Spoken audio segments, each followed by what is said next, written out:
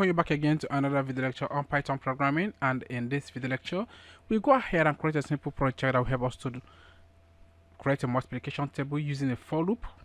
Alright, so in the previous lecture, we were able to create a multiplication table using a while loop. And here, let's go ahead and check out how to do that using a for loop. So go ahead and say for x in range of 1 to 10. All right, so it's going to be a nested for loop for y in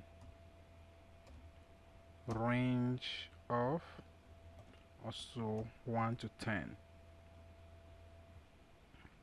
So go ahead and put apostrophe right here and do that just right here, and then we go ahead and print out percentage 4d. Alright, modulus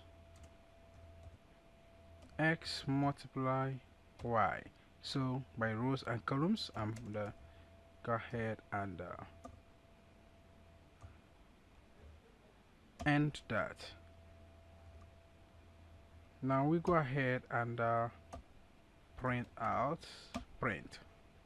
Now let's go ahead and run this code and check it out. So you can see we got exactly the same thing just like we did in the previous lecture, and I believe that is really very straightforward. Go ahead and check it out. Put this down on your system and play around with it, and in case if you have any question, please go ahead and use the question and the answer section, and I'm going to get back to you as soon as possible.